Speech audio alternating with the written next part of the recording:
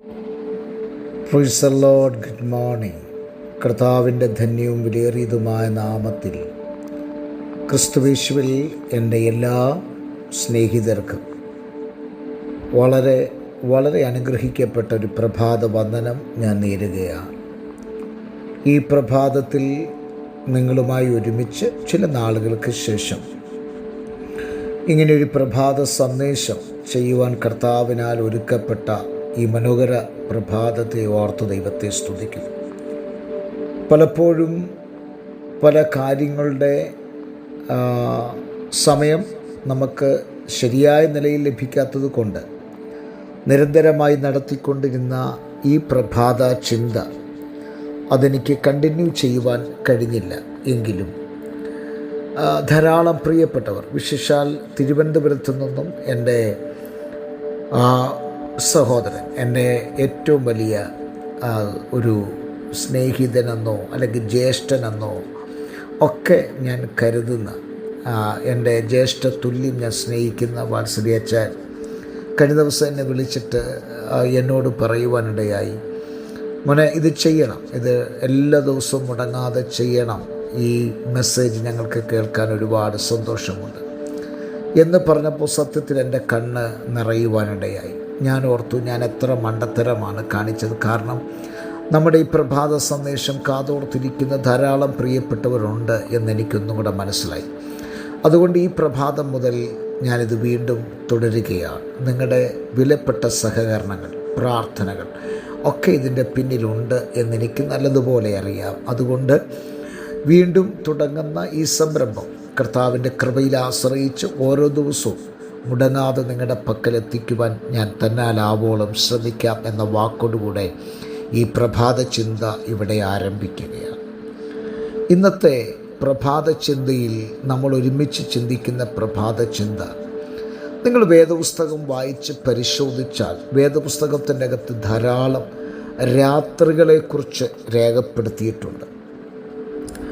അങ്ങനെയുള്ള ചില രാത്രികൾ വേദപുസ്തകത്തിൻ്റെ അകത്തുനിന്ന് ചില പോയിൻ്റുകളായി മാത്രം പറഞ്ഞ് പ്രാർത്ഥിപ്പാനായിട്ട് ആഗ്രഹിക്കുകയാണ്.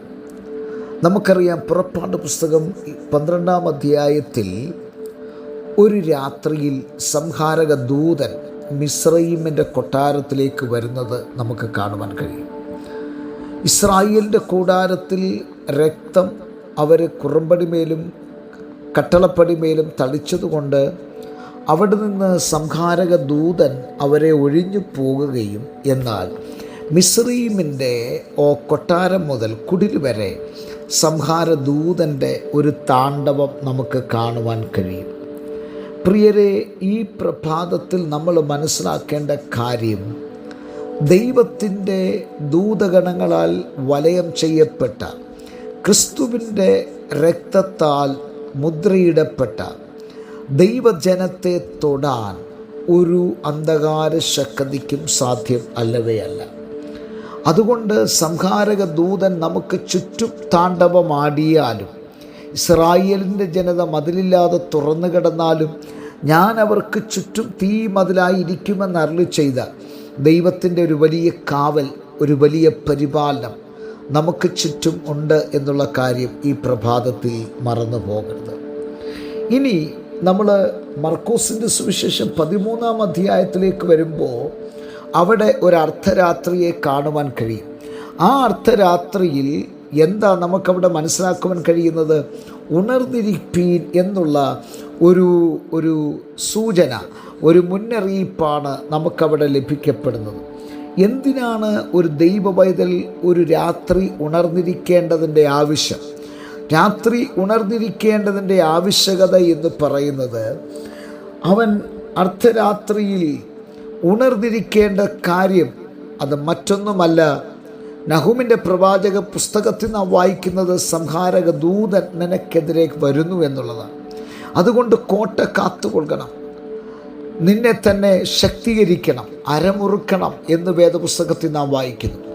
അങ്ങനെയാണെങ്കിൽ ഒരു രാത്രിയിൽ ഞാനും നിങ്ങളും ഉണർന്നിരിക്കുമ്പോൾ സംഹാരകൻ നമുക്കെതിരെ കടന്നു വന്നാലും അവനിൽ നിന്ന് രക്ഷ നേടുവാൻ, നമ്മെ തന്നെ ശക്തീകരിപ്പാൻ, നമ്മെ തന്നെ സൂക്ഷിപ്പാൻ ഈ രാത്രിയിലെ പ്രാർത്ഥനകൾ ഒരുപാട് ഫലം ചെയ്യുമെന്നുള്ള കാര്യത്തിൽ യാതൊരു വിധമായ സംശയമില്ല. ഇനി ലൂക്കോസിൻ്റെ സുവിശേഷത്തിലേക്ക് നാം വരുമ്പോൾ 21 അധ്യായത്തിൽ അർദ്ധരാത്രിക്കൊരു മനുഷ്യൻ വന്ന് മുട്ടിപ്പായിട്ട് മുട്ടുന്ന ഒരു രംഗം നമുക്ക് അവിടെ കാണുവാൻ കഴിയും. എന്താണതിനെ കാണിക്കുന്നത്? നമ്മുടെ ഒരുപാട് പ്രാർത്ഥനാ വിഷയങ്ങളുണ്ട്. ഇന്നും മറുപടി ലഭിക്കാതെ അത് ഒരു നിലയിൽ തഴയപ്പെട്ട് കിടക്കുമ്പോൾ അർദ്ധരാത്രിയുടെ യാമങ്ങളിൽ എഴുന്നേറ്റിരുന്ന് അതിനു വേണ്ടി ഓലവാല കണ്ണുനീരൊഴുക്കുവാൻ ഞാനും നിങ്ങളും മനസ്സ് വെച്ചാൽ അതിൻ്റെ അകത്ത് മറുപടി തരാൻ ദൈവം വിശ്വസ്തനായ ദൈവമാണ്. ഈ പ്രഭാതത്തിൽ ഈ ചിന്ത ഞാനിവിടെ പറഞ്ഞവസാനിപ്പിക്കുമ്പോൾ അർദ്ധരാത്രിയിൽ പ്രാർത്ഥനയും ആരാധനയും, അർദ്ധരാത്രിയിൽ സ്നേഹിതൻ വന്ന് ചോദിക്കുന്നതിനേക്കാൾ നനയ്ക്കുന്നതിനേക്കാൾ അത്യന്തം പരമായി നമുക്ക് വേണ്ടി ചെയ്യുവാൻ കഴിയുന്ന ആ ദൈവത്തിൻ്റെ കരത്തിലേക്ക് ഈ പ്രഭാതത്തിൽ നമ്മളെ സമർപ്പിക്കാം. കണ്ണുകളെ അടയ്ക്കാം, പ്രാർത്ഥിക്കാം. നല്ല ദൈവമേ, ഞങ്ങളുടെ സ്വർഗസ്ഥ പിതാവേ, അവിടുത്തെ കരങ്ങളിലേക്ക് നിൻ്റെ ജനത്തെ സമർപ്പിച്ച് പ്രാർത്ഥിക്കുന്നു. വലിയ അനുഗ്രഹമാക്കി തീർക്കണം.